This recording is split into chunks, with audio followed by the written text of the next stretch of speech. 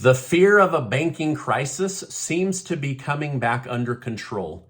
Elon Musk shares with the public and the US Treasury how to stop the fear of a banking meltdown immediately.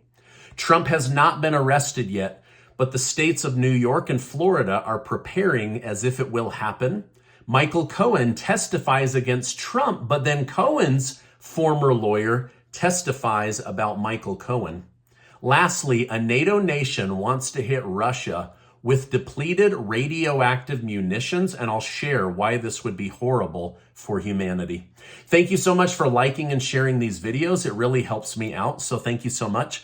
Also, at the end of this video, I'll tell you how you could win up to $10,000 in cash, so stick with me to the very end. Okay, Treasury Secretary Janet Yellen has claimed that the banking crash situation is finally stabilizing. She stated the Fed facility and discount window lending are working as intended to provide liquidity to the banking system. Aggregate deposit outflows from regional banks have stabilized. In simple terms, this means that people aren't moving money from small banks to large banks they believe are too big to fail at the same rate as they were last week. Now, it's important because all of these small community banks and credit unions, if they were to suddenly dry up, we would have an even bigger banking crisis, and we would only have a couple of big banks controlling the entire country.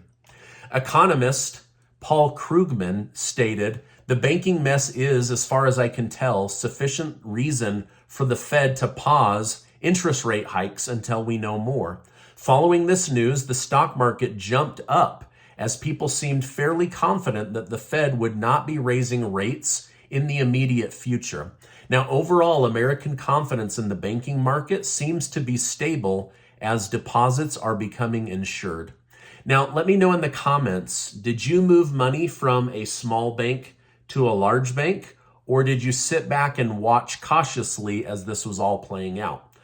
Personally, I was watching cautiously. On the one hand, I didn't want to contribute to a banking meltdown. On the other hand, I didn't want to be the idiot holding an empty basket. So I just kind of was watching, but let me know your thoughts. What did you do with your money last week when everybody was in a panic? Tesla CEO Elon Musk had an idea which he shared publicly. He stated, "Why doesn't the federal government just guarantee all bank deposits?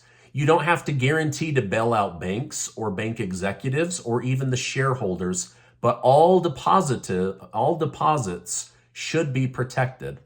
This would end the crisis, keep money at community banks, and make banks behave smarter because they know they won't be bailed out." Musk also suggested that the FDIC get rid of the $250,000 maximum protection. He said far too many people have more than this amount of money at banks nowadays. Lastly, Musk suggested that the federal government quit having treasury bills that pay higher than local banks, and that would keep people's money at the bank. What do you think? Is Elon Musk right? Would this give depositors peace of mind and keep money at banks instead of competing with the federal government? Let me know your thoughts down below. Now, all major stock indexes like the Dow Jones, S&P 500, and NASDAQ were all green today on the good news about the banking system. However, gold and silver, which are used to counter bad news, actually went down a little bit, and Bitcoin was slightly up as it now tends to mimic the NASDAQ. Former President Donald Trump has attempted to discredit his former lawyer, Michael Cohen, who is now testifying against him regarding the hush money to Stormy Daniels. Trump stated, "Cohen has a lawyer who also represented clients other than me and who did business transactions for himself. I had nothing to do with his outside businesses. On 3 separate occasions, Cohen asked me to grant him a presidential pardon on events having to do with these outside interests. I said correctly, no. Sometime after that, he became a fake storyteller and began to tell lies about events. Cohen has denied the accusations and has claimed that Trump's defense attempting to discredit him will fail. If Cohen is correct, Trump could be indicted and arrested sometime later this week. Now, here's the interesting thing. Michael Cohen's former lawyer, Robert Costello, testified to the grand jury today that Michael Cohen is a serial liar that cannot be trusted. So Cohen, who is now not being paid to represent Michael Cohen, has basically said that Cohen told him multiple times in private that he wanted revenge on Donald Trump. So again, I don't know what the truth is. I'm just trying to give you both sides of the story. The New York Police Department is preparing for the worst as they mobilize 700 armed riot gear police officers in the Manhattan area. If felony charges are pressed, the New York Times has reported that Trump could be handcuffed and photographed with a mugshot.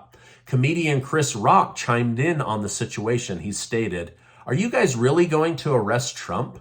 Don't you know it's only going to make him more popular? It would be like arresting Tupac. He's only going to sell more records. Are you stupid?" Now, a new poll out today shows 72% of Americans believe the United States is heading in the wrong direction. That's almost 3/4 of the country. The new data also showed that independent voters are souring on Joe Biden, but still on the fence about Donald Trump. Yesterday, I told you how President Biden vetoed a bill so that 401k money managers can put your retirement money into green agenda companies. Senator Joe Manchin of West Virginia has said this was a stupid move by Joe Biden. Now money managers can take more risk with clients' money and get less return. Manchin said this is a bad move. He said it's unwise to put radical energy agenda ideas over American prosperity. So basically, your money manager could put you into something that has a lot of risk, that may be a failing company that needs to be propped up with new investor money, and they can do it even if they know it's going to get you a lower rate of return, where before Wall Street had a fiduciary duty to give you the best protection while getting you the highest rate of return. So I don't know, what's going to happen, but Biden has vetoed this bill, which means you now need to actively manage your money manager if you don't want your money in green energy agenda companies. As Germany is putting out arrest warrants for Vladimir Putin, President Xi Jinping of China has now invited Putin to the third Belt and Road Forum for International Cooperation that will be hosted in China later this year. The purpose of this forum is reportedly to create a more balanced international governance system, which includes the act of signing cooperating agreements. If you ask me, I think China is attempting to broker a peace deal between Ukraine and Russia and then announce it at this forum. The other thing I've noticed is that China is trying to end the war between Ukraine and Russia, but they're trying to make it look as if China is the real winner of the Russia-Ukraine war. I don't know. It's really interesting what China is trying to do right now. 18 countries signed a pact today to ramp up ammunition production to supply to Ukraine so that they can continue to fight Putin and Russia. However, one country is getting pushback. The United Kingdom is offering to send Ukraine depleted radioactive uranium shells to hurl at Russia. Now, these shells contain depleted uranium, but they are still radioactive and damaging to humans, animals, and even the land where people grow their food.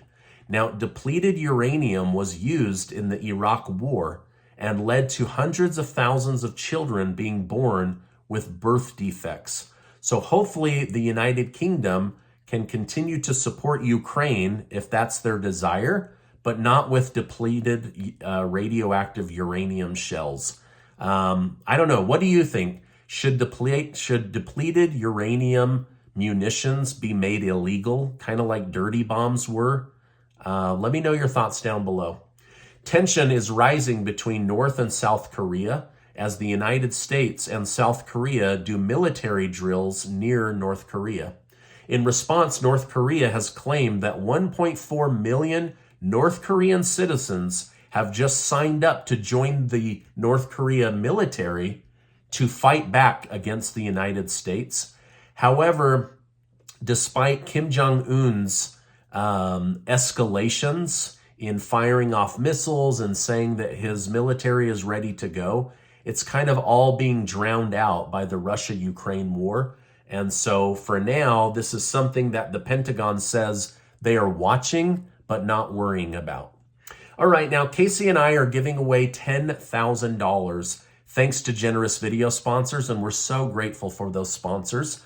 10 of you are going to win $500 in cash. You can spend it however you want. And one of you is going to win $5,000. I'll make sure to leave a link down below.